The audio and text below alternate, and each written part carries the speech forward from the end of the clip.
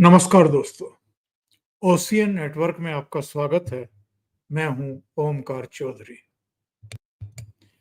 जैसे जैसे दिन गुजर रहे हैं, वैसे वैसे कुछ लोगों का धैर्य चूकता जा रहा है और कुछ हद से ज्यादा परेशान दिखाई देने लगे हैं। जो हद से ज्यादा परेशान दिखाई दे रहे हैं, उनमें वो पूरा इकोसिस्टम भी है। उनमें मोदी विरोधी राजनीतिक दल भी शामिल हैं, जिनमें कांग्रेस भी है, समाजवादी पार्टी भी है, कुछ दूसरे नेता भी हैं।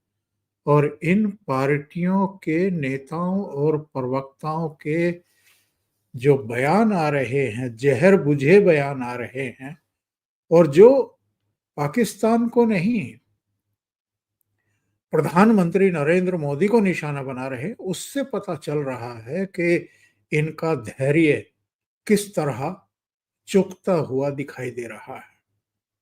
और अगर हम दूसरे लोगों की बात करें, जो सबसे अधिक परेशान है, वो है आसिम मुनीर, पाकिस्तान के प्रधानमंत्री शहबाज शरीफ और कुछ उनके बड़बोले नेता, जो 22 अप्रैल की पहलगाम की घटना के बाद से ही लगातार लफाजी कर रहे हैं, शेखीखोरी कर रहे हैं, भारत को सबक सिखाने की धमकियां दे रहे हैं, परमाणु साधन संपन्न देश होने का नाटक कर रहे हैं, ड्रामा कर रहे हैं, और पुरानी धमकी आजमाने की कोशिश कर रहे हैं।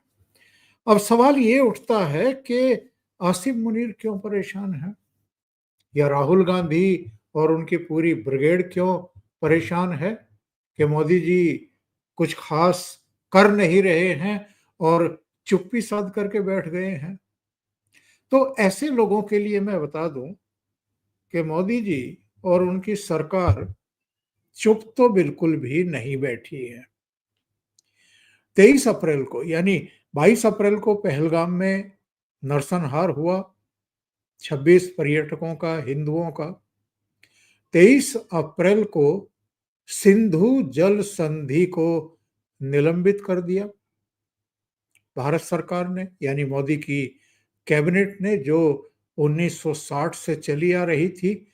और 65 का युद्ध, 71 का युद्ध, करगिल युद्ध, उस समय भी इस संधि को निलंबित नहीं किया गया, रद्द नहीं किया गया। लेकिन अगर अब किया गया है, तो आप इससे अंदाजा लगाइए। और इसकी गंभीरता को भारत में उतना नहीं समझा जा रहा है जितना पाकिस्तान में लोगों की समझ में आ गया है। अगर वहां के रक्षा मंत्री ये कह रहे हैं कि साहब, अगर ये सिंधु नदी का जल रोका गया, पानी रोका गया, तो हम भारत पर अटैक कर देंगे, और ये मोदी जी की तरफ से या भारत की तरफ से एक युद्ध का उद्घोष है, तो इसकी गंभीरता समझिए।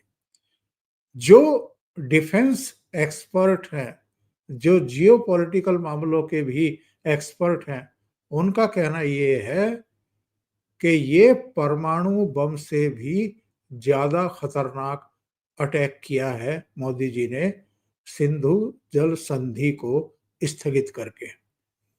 इससे 80% जो कृषि भूमि है और जो क्षेत्रफल है पाकिस्तान का, वो सीधे सीधे प्रभावित होने वाला है। और इसलिए पाकिस्तान सरकार में भयंकर हड़कंप की स्थिति है। 23 अप्रैल को 4 बड़े फैसले हुए थे।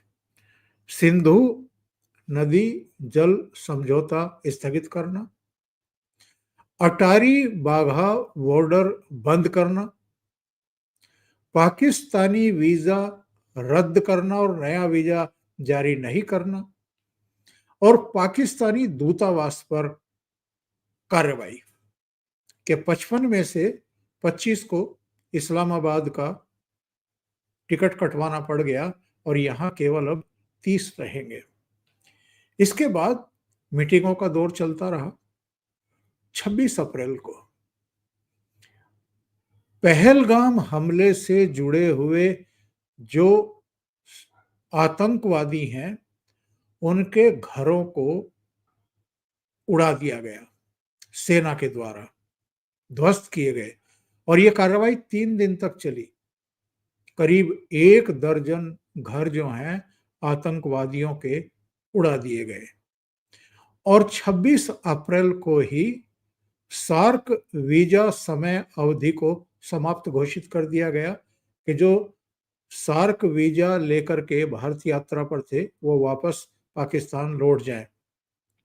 इसके 2 दिन बाद 28 अप्रैल को पाकिस्तानी नागरिकों की वापसी सुनिश्चित हो जाए, ये तय किया भारत के विदेश विभाग ने और होम मिनिस्ट्री ने।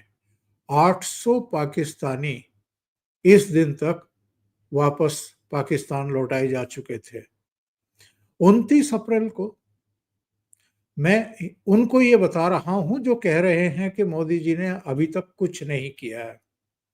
उनको ये पता होना चाहिए कि ये सारे कूटनीतिक, आर्थिक और सामाजिक तौर पर भी और जो दूसरे आयाम होते हैं उन पर कितने बड़े एक्शन लिए गए हैं और इनका एक मतलब होता है।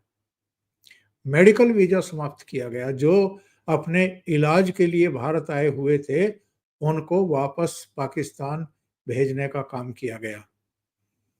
30 अप्रैल को डिजिटल स्ट्राइक मैं कह सकता हूं, 16 पाकिस्तानी यूट्यूब चैनलों को और जो मेन स्ट्रीम के इनके चैनल हैं उनको बैन किया गया और इनके ट्विटर या एक्स जो भी आप कहें वो हैंडल भी भारत में बैन कर दिए गए।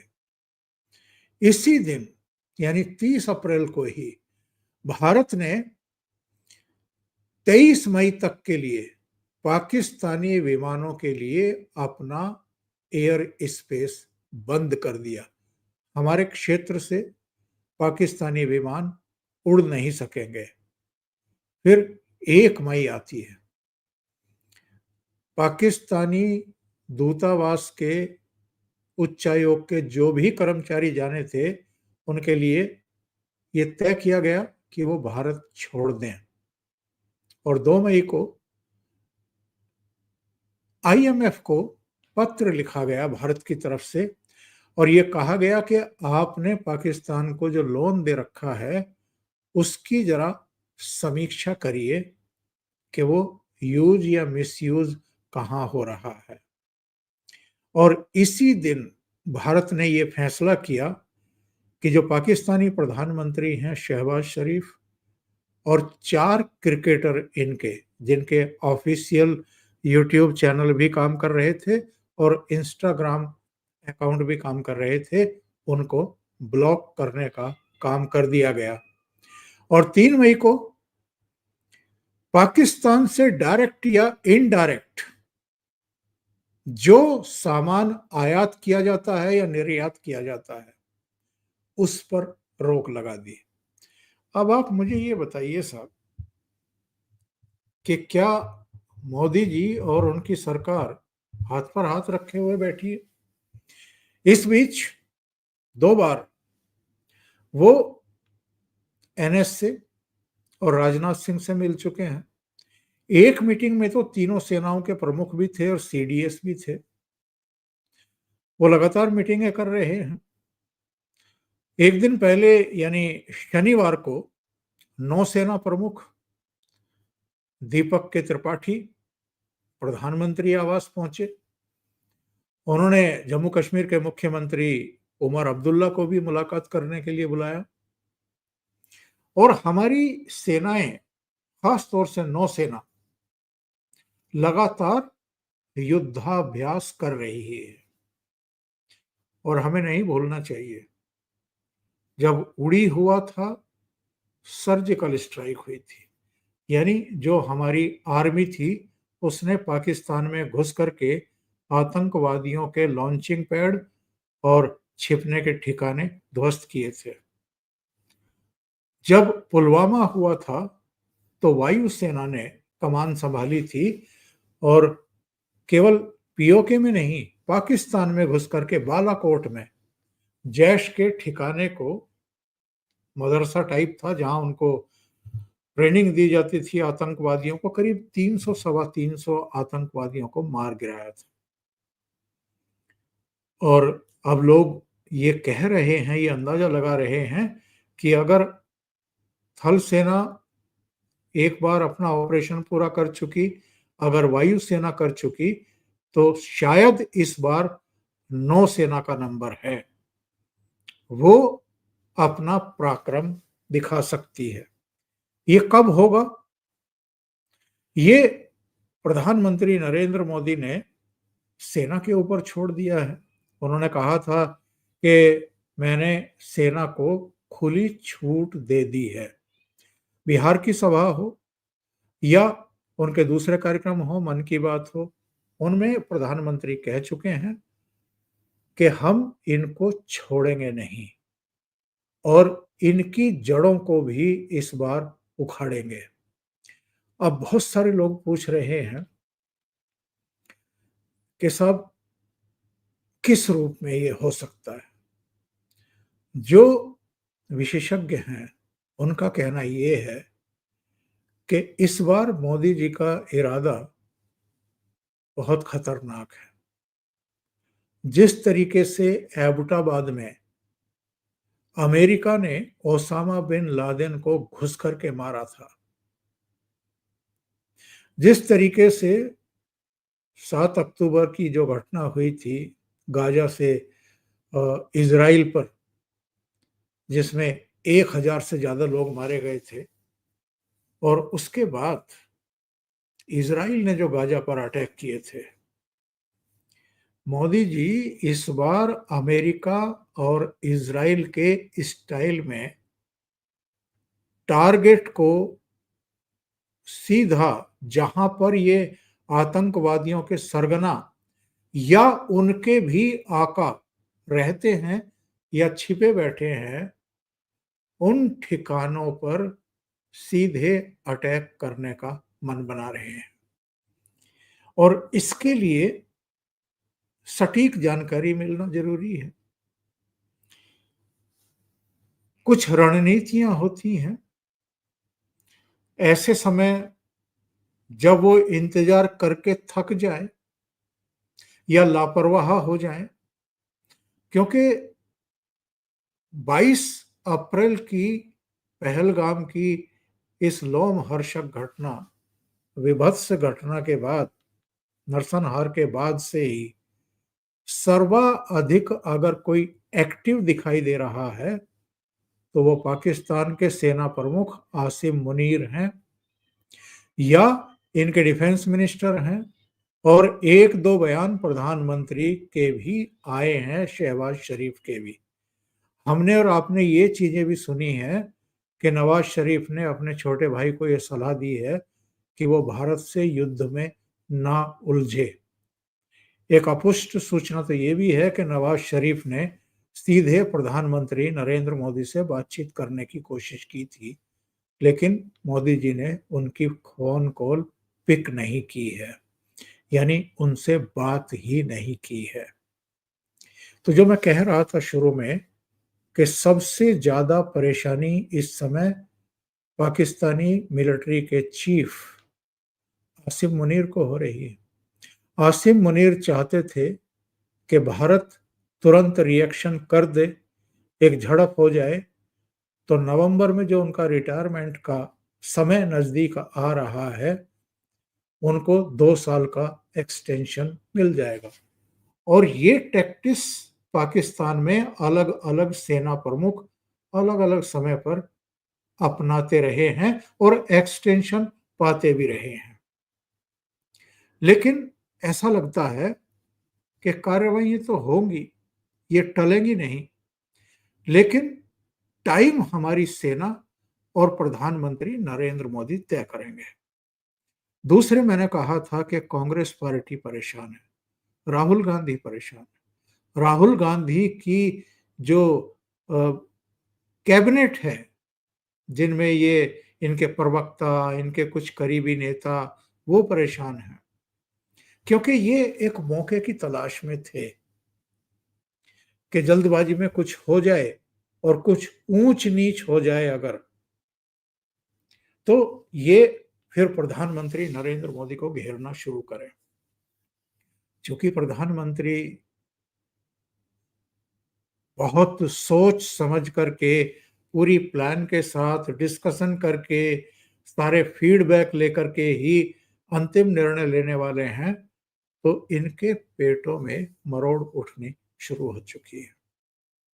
इनको परेशानी होनी शुरू हो गई है क्योंकि जितना डिले हो रहा है, उतना सॉलिड अटैक होगा, फूल प्रूफ होगा, हमारे कम से कम सैनिकों को क्षति पहुँचे, हमारी सेना को कम से कम क्षति पहुँचे, ये सब सुनिश्चित करके होगा, इसलिए इन लोगों की परेशानी बढ़ रही है। और कुछ दूसरे दलों के नेताओं ने भी अब पाकिस्तान को छोड़ कर के प्रधानमंत्री नरेंद्र मोदी को अटैक करना शुरू कर दिया है। वो अगर आंध्र प्रदेश में गए किसी कार्यक्रम में, तो उसको लेकर के अटैक करना शुरू कर दिया। बिहार गए, तो बिहार क्यों गए? तो क्या उनको चेहरा लटका करके, हाथ पर हाथ रख करके शोक मनाते रहना चाहिए? या दुश्मन देश को ये एक मैसेज भेजना चाहिए कि हाँ, ठीक है, एक अस्वीकार्य, एक घृणित, दर्दनाक और बहुत पीड़ा पहुंचाने वाली एक घटना हुई है, जिसमें हमारे 26 नागरिकों की निर्मम हत्या की गई है, उनकी पहचान पूछ करके हत्या की गई है। लेकिन वो कम से कम दुश्मन देश तक ये बात नहीं पहुंचने देना चाहते कि इससे हमारे वो विकास के काम और दूसरे काम रोक सकते हैं किसी भी रूप में। तो जो नेसेसरी काम है, वो जारी रहेंगे।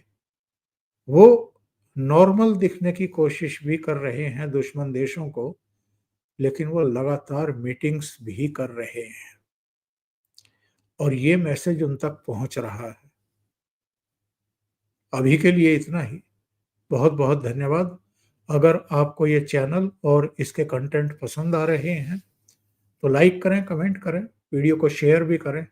अभी तक अगर आपने ये चैनल सब्सक्राइब नहीं किया है, तो सब्सक्राइब कर लें। साथ में लगे बेल आइकॉन को दबा दें, ताकि आगे आने वाले वीडियो और उनके नोटिफिकेशन आप तक पहुंचते रहें। बहुत-बहुत धन्यवाद। नमस्कार।